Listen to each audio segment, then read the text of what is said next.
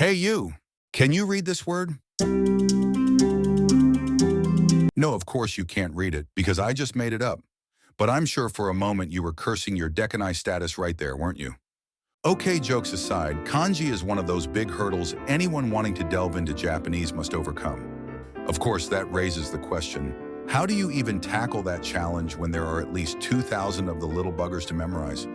Well, luckily for you, I got an answer. Sort of. Hey there, this is Mayrin, and in this video I will talk about the Kanji Kentei and tell you everything you need to know about it, from what it is to how to prepare for it. You might be wondering why I'm making this video or why you should listen to this one random internet lunatic. The thing is, I've been studying Kanken for a while, and I even took NIQ last year, getting a near-perfect score. I'm aware it's not the absolute top, but this is the highest level one can take outside of Japan, which I think should apply to most of you watching this video. My goal with this video is to give you guidelines as to how you too can prepare for it and reach that elusive mountain. But let's start with the basics. I'm sure most of you are already familiar with the JLPT. Similarly, Kanken is also an exam to test your Japanese skills, with the biggest difference being that, while JLPT tests your overall Japanese comprehension skills, Kanken is entirely focused on kanji. Though unlike JLPT, not only do you need to be able to read them, but also write them from memory, which is easier said than done.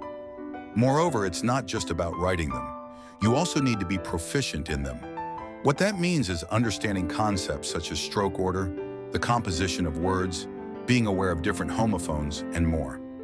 Just like JLPT, Kanken is also divided into grades, although it has a total of 10 levels, with the top 2 being divided into 2. So effectively, it's actually 12. Needless to say, the higher the level, the more kanji you need to learn, with NIQ including all 2,136 common use kanji, and the higher grades going well beyond that. One important thing to keep in mind is that the lists of kanji between JLPT and Kanken differ between each other. There are kanji that appear early on in Kanken but are considered higher level in JLPT, and vice versa. You might now be wondering if it's worth taking, and the truth is that, for most people, it's not particularly useful. Outside of Japan, Kanken isn't exactly well known. Probably only those already studying Japanese are aware of it, and even then, most only know about JLPT. That said, I believe there are 3 situations where taking it could be worth the time investment. The first one is people having a job that's directly related to the Japanese language, such as teachers or translators. If you are in that field, you are probably well aware that N1 is nowhere near proficient level, and while Kanken is not without its flaws, it's at least one way of distinguishing yourself. The second group is people who are planning on moving to and working in Japan. Even though Kanken is rather unknown in the West, literally every single Japanese person I've met knows about it. Having this certification will always come as a plus in job interviews and such. And finally, the other group of people to whom I can somewhat recommend taking it are those who simply want to challenge their Japanese skills, regardless of how much or how little use they might get out of it. Probably not the brightest of ideas, but hey, at least if you do so, you will be able to make a video about Kanken that nobody will bother to watch. But anyway, regarding when you should take it, I would strongly suggest doing so after being completely done with JLPT. As mentioned, JLPT will be far useful in the long run, and it's also way easier to pass. The other issue with taking Kanken, at least if you live outside of Japan, is that there aren't that many places where it is held. The only countries where you will be able to take it are the US, Canada, Germany, France, Australia, Thailand, and Korea. You can find more information in their official website, which I will link in the description. I personally went to Dusseldorf, Germany, and had a good experience with them. It was well organized, and I received the results a couple of months later without any issues. That's all fine and dandy, but let's now get to the nitty-gritty, how to prepare for the exam. To start with, you only need 2 things: the Kanji Gakushu step of the grade you are aiming for, and the Nintendo Switch software, Kanken Smart Taisaku. Well, I guess that's technically 3 things, since you also need a Switch, but that thing has sold like hot cakes, so I'm sure there's one lying around somewhere on your house. Oh, and get a stylus touchscreen pen while you're at it. preferably one with the high-precision disc on the tip. Before explaining how you should use these study materials, I want to give you a brief review of both.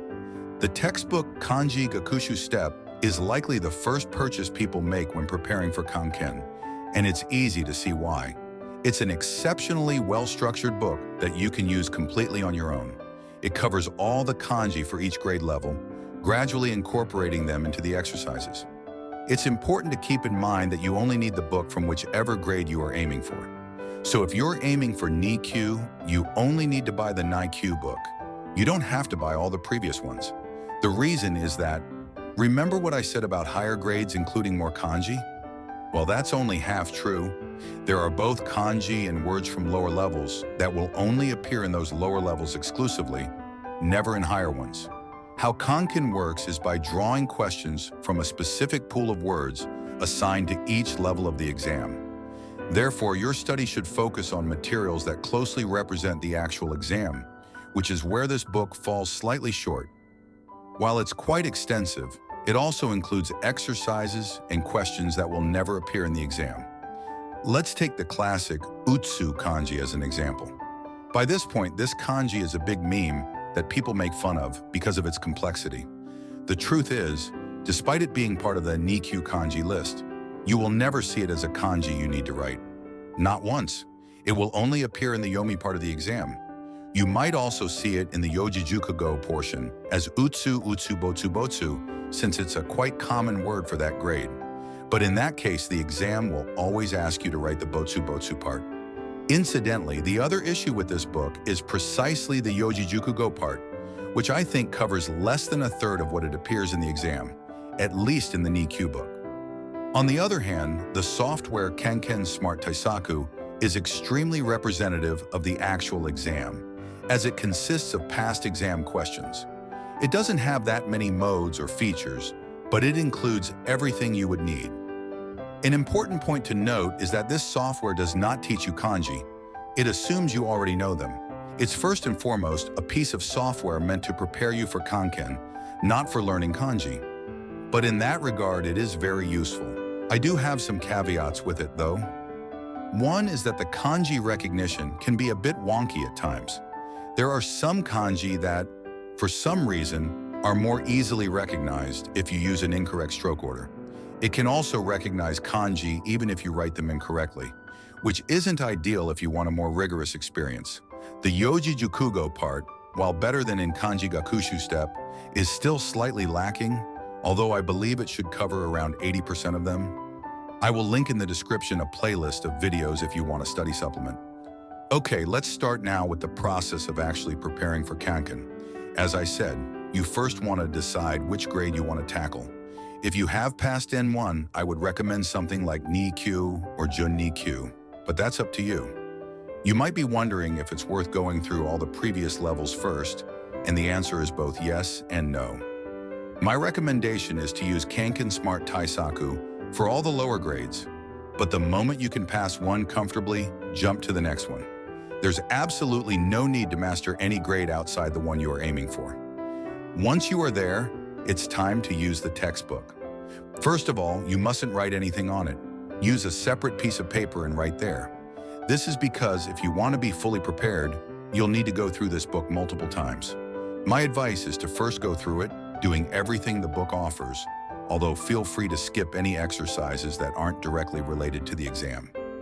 After that, go through the book one second time, but focus only on specific sections, such as clearing all the synonym and antonym exercises, all the kanji correction exercises, all the yomi exercises, etc.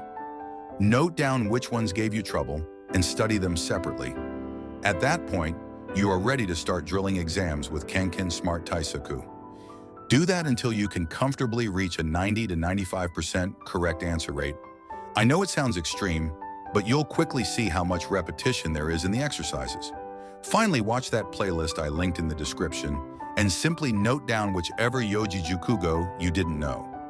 There's no need to study them intensively. In fact, I only gave it a watch the morning of my exam, and I'm glad I did since I got a fairly rare one. This whole process might take you from 6 months to a full year, or maybe more if life is keeping you busy. Smart Taisaku will give you a reliable approximation on your progress, so use that to calculate how much time it's going to take you. Nevertheless, if you follow these steps, I can guarantee you that you will safely pass the exam without issues. And that should cover pretty much all of it. If you have any questions regarding the exam or the study process, just let me know in the comments. I could make a follow-up to this video or create some video exercises for practicing if there's any interest, although I still want this channel to focus on visual novel content, which, by the way, is the best type of media if you want to learn and practice reading Japanese. Anyway, thanks for watching. I hope you found this somewhat useful or motivating. See you next time. Mirin out.